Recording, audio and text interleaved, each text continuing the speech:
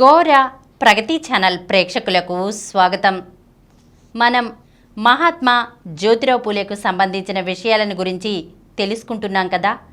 ఈరోజు ఎపిసోడ్లో మరికొన్ని విషయాలను తెలుసుకుందాం. గులాంగిరి, స్లేవరీ. జ్యోతిబా రచనల్లో ముఖ్యమైనది, బహుళ ప్రచారం పొందినది అయిన పుస్తకం ఇది. ముఖపత్రం మీద ఇంగ్లీష్లో దీని శీర్షిక slavery exposed by Jyotirao Govindrao Phule అని ఉంది. ఈ పుస్తకానికి మాత్రం ఇంగ్లీష్లోనూ మరాఠీలోనూ 12 పుటల ప్రస్తావన రాశాడు జ్యోతిబా. గ్రంథం మరాఠీలోనే ఉంది. అమెరికాలో బానిసత్వాన్ని నిర్మూలించిన లింకన్ వల్ల ఉత్తేజితుడైన జ్యోతిబా దీనిని యునైటెడ్ స్టేట్స్లోని సజ్జనులకు అంకితమివ్వటం సహజమే.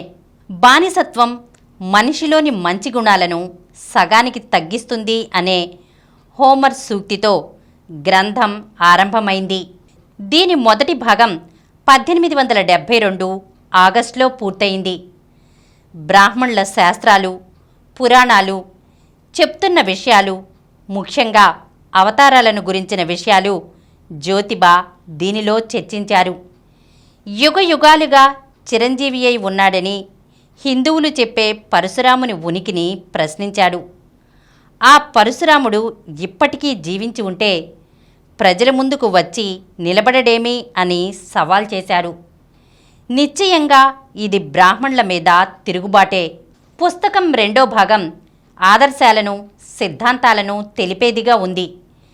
దేవునిపై నమ్మకం గల ఒక మనిషిగా తాను కులమతాల ప్రసక్తి లేకుండా జీవిస్తానని, బ్రాహ్మణ ధర్మశాస్త్రాల వలయాన్ని ఛేదించుకుని బానిసత్వపు చెర నుంచి బయటపడ్డానని జ్యోతిబా దానిలో ప్రకటించాడు.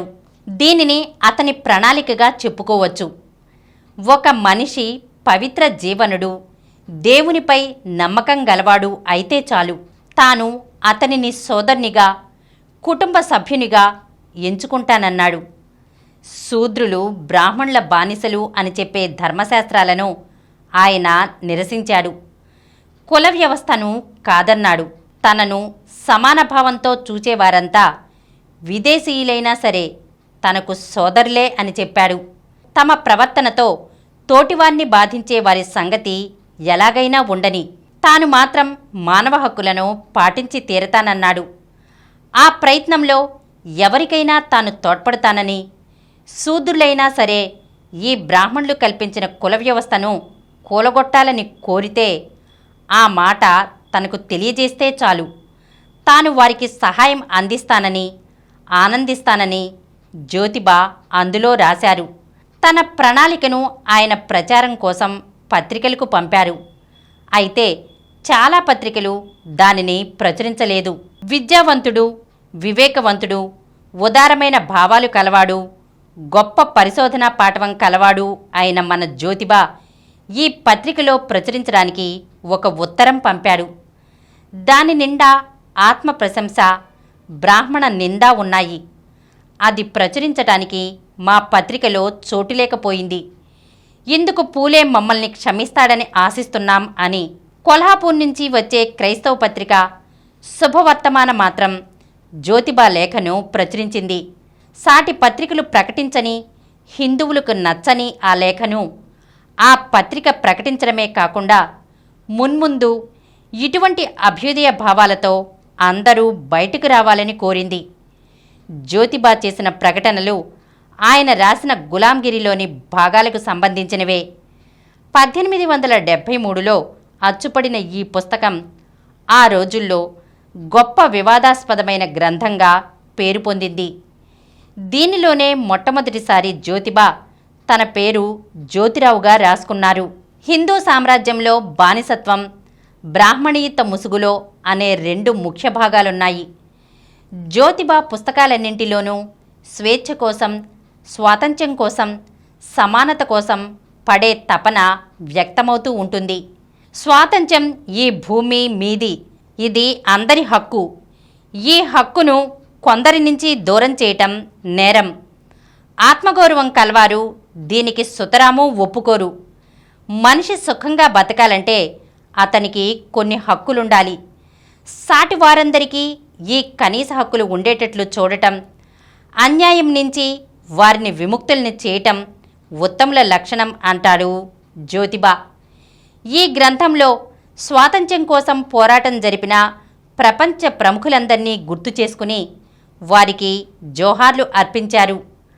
అమెరికాలో నీగ్రోలకు విముక్తి కలిగిన రోజున నీగ్రో తల్లులు, పిల్లలు, భార్యలు, భర్తలు, కుటుంబ సభ్యులు, అన్నదమ్ములు, అక్కచెల్లెళ్ళు పరస్పరం కలుసుకుని ఎంత ఆనందించి ఉంటారో ఊహించి అలవిలేని ఆనందం పొందాడు జ్యోతిబా. వాళ్లను కొట్టి, తిట్టి, హింసించి, వికలాంగులను చేసి, వీపు చర్మం ఒలిపించి, కాల్చి, చిత్రహింసలు పెట్టిన భూమిలోనే మార్పు వచ్చింది.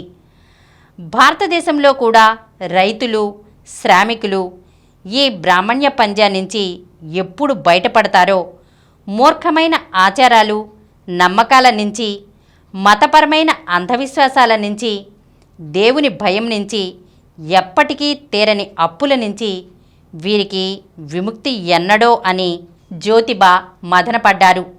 ఈరోజు మనం మహాత్మా జ్యోతిరావు పూలేకు సంబంధించిన విషయాలను గురించి తెలుసుకున్నాం కదా. వచ్చే ఎపిసోడ్లో మరికొన్ని విషయాలతో కలుద్దాం.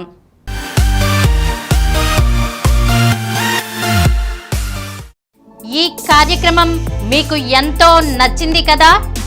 ఇటువంటి మరిన్ని వీడియోల కోసం అనతి కాలంలోనే 20 కోట్ల వ్యూస్ సాధించిన డాక్టర్ సమరం మల్టీ ఛానల్ నెట్వర్క్ సమర్పించు గోరా ప్రగతి ఛానల్కు సబ్స్క్రైబ్ చేయండి, లైక్ చేయండి, మీ ఫ్రెండ్స్కి షేర్ చేయండి. అలాగే ప్రక్కనున్న గంట సింబల్ని ప్రెస్ చేయడం మర్చిపోకండి. Please download Samaram Multi-Channel app and watch your favorite channels from your mobile. App available on Google Play Store and subscribe to the channels.